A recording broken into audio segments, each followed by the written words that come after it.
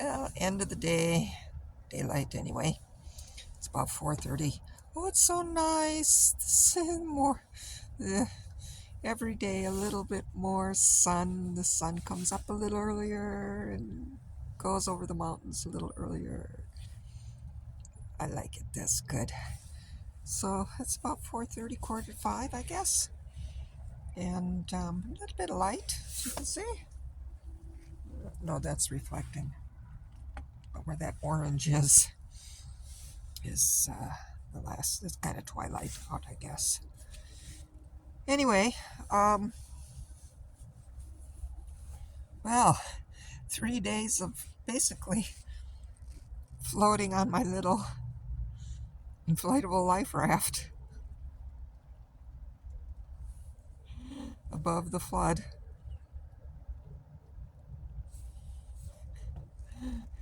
I just watch. Oh, but on this time, just able to,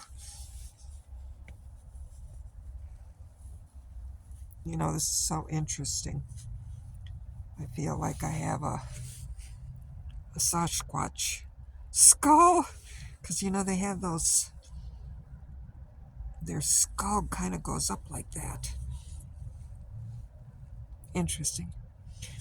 But there we go. Back. Um, so anyway, well, it did rain for a couple hours, but it was a very moderate to gentle rain, and right now it doesn't appear.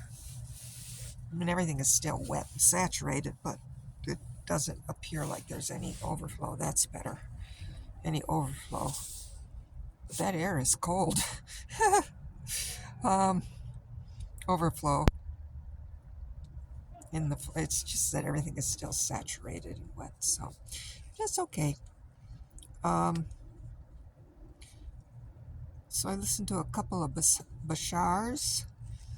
It's interesting listening to some of his old recordings because I would go to his meetings in Woodland Hills, uh, um,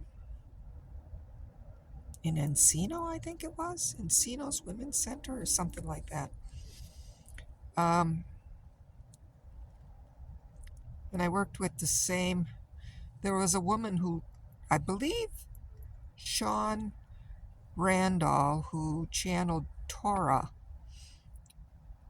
initially helped Daryl bring forth Bashar. And then Sean, I did, oh my God, hundreds of hours of consultations with Torah. And then also a good 100 or so or more hours of working with Sean and Torah because she had a channeling class. And we would meet regularly, most every Saturday for several years. It was a group of us, and um, um, it was beautiful. Just all the very metaphysical, very amazing, really quite enchanting that time for me in the 90s, from like 90 to 98, um, in Los Angeles, was really an enchanted time for me, being there, and I had a chance. I had my own holistic healing practice, and I had the incomes to be able to get all my food organic and from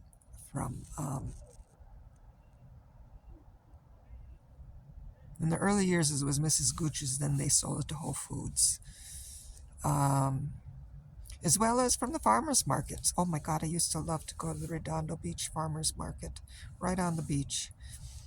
Oh, and I studied and I healed and I helped others, and I lived both in the mountains, and I had a horse for a while, and then I lived on the beach.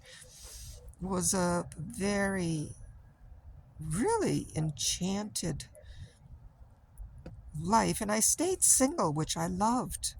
I just loved. I had my own pace and followed my passions and enjoyed a lot of solid, even though I was, on the outskirts, either on the beach or in the mountains, this huge megalopolis. I still had access to nature, be it the mountains, Santa Monica Mountains, or the Pacific.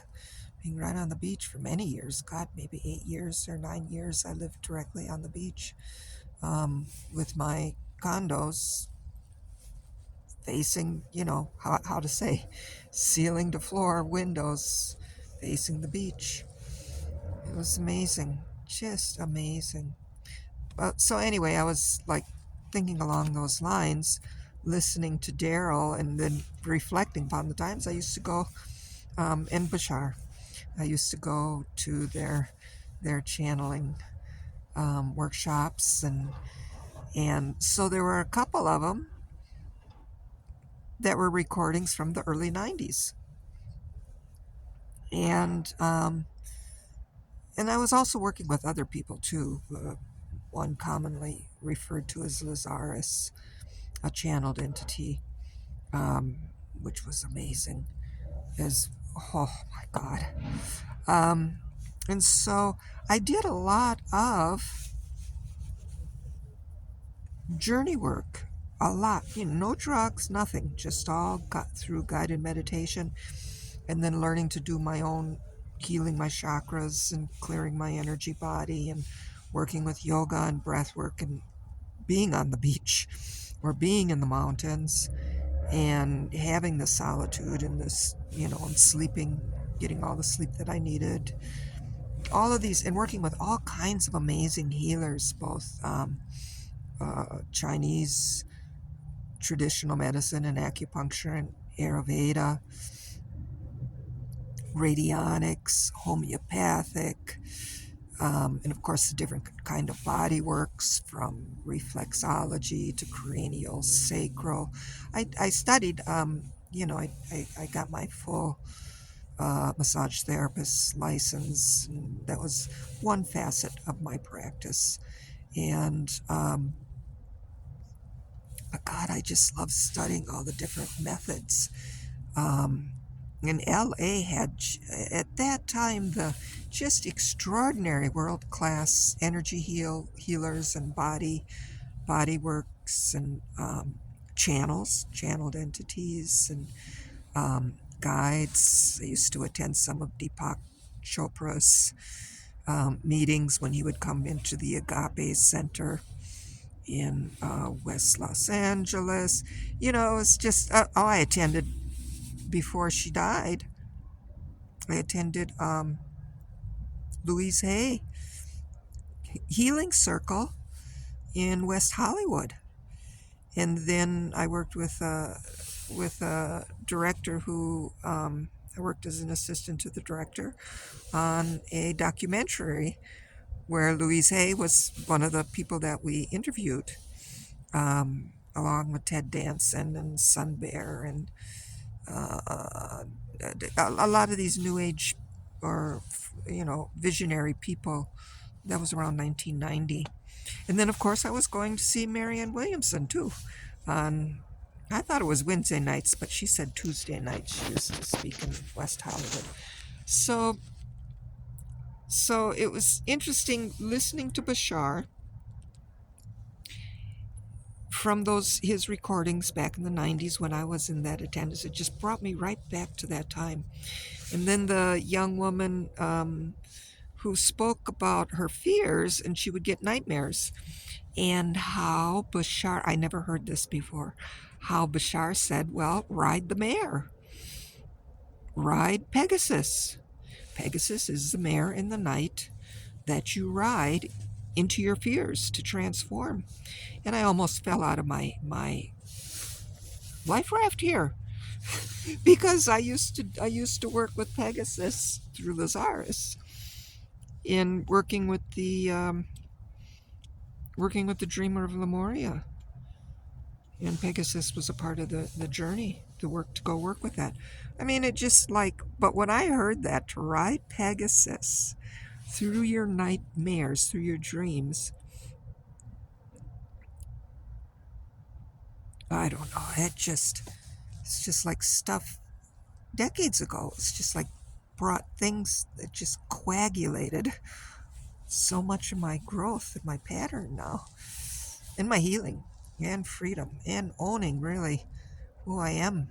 Because it just like, God, these last 15 years, and especially this last 3 years, oh my God.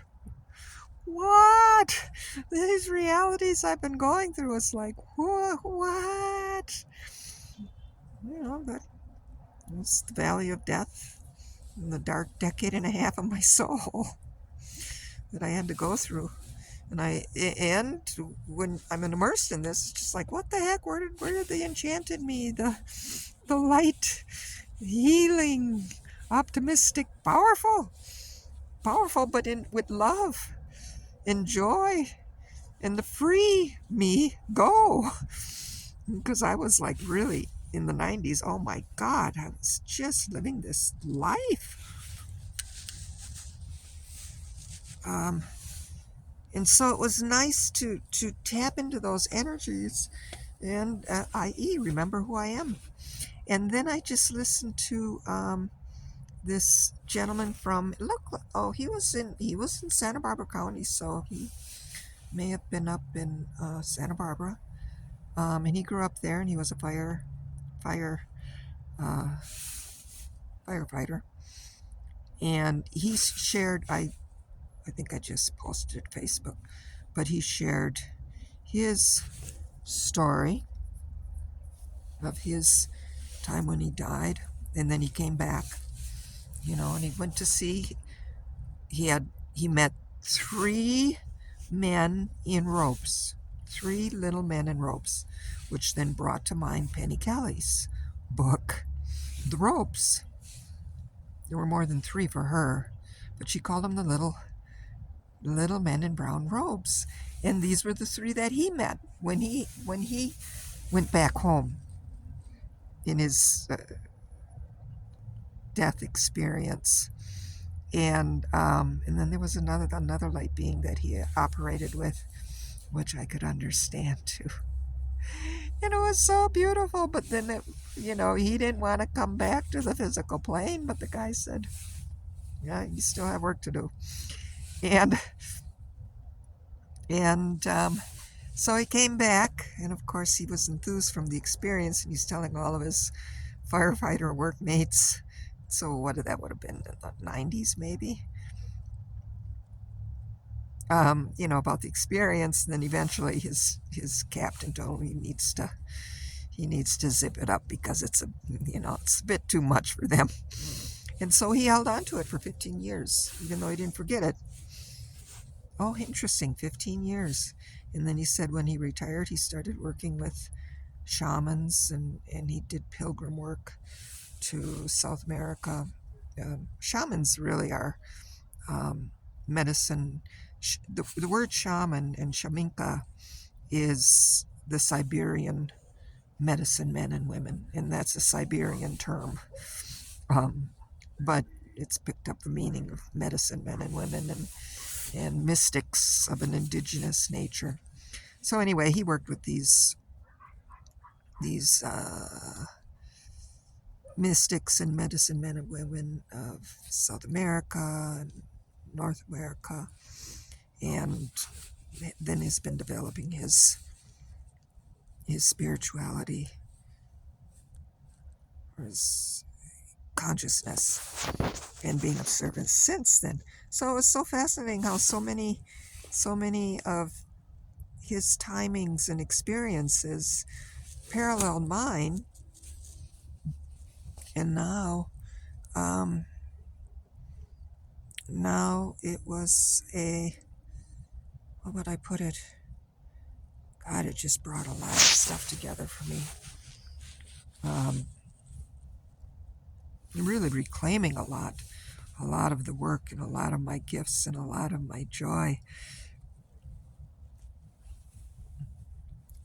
that I had a chance to awaken and practice in the 90s. And so I guess, you know, for like 15 years before these last 15 years came in and just like, let's clean the slate. And, or how to put it, it's like when you need yeasted bread dough,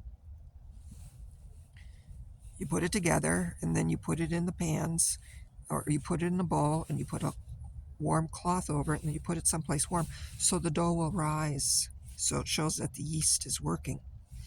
And so then the next day you come back and the yeast, the dough rises. And so what you have to do is you take the dough and then you have to punch it back down and work it again. And that's kind of like what, like, you know, my spiritual dough rose through the 90s, and it's like, yeah, it's coming together, we can bake this bread. And it's like 15 years ago, it's like, no, we got to test this yeast to make sure it's well put in place. Boom, punch you back down. Ah, just deflated me. But here I am 15 years later, and maybe through all of that, might be ready to put a bun in the oven here. Yeah, the new me for the next cycle in life. Oh my goodness, what a day. So anyway, I just wanted to document this. Ooh, and we're getting a little bit of kind of sleety rain right now, and so far nothing is, you know, flowing through the tent. We're supposed to get a little bit more rain tonight, but then clear up in the morning tomorrow, Wednesday. So anyway, good enough. Amazing times. So, Satnam Waheguru and Chimigwech Bamapi.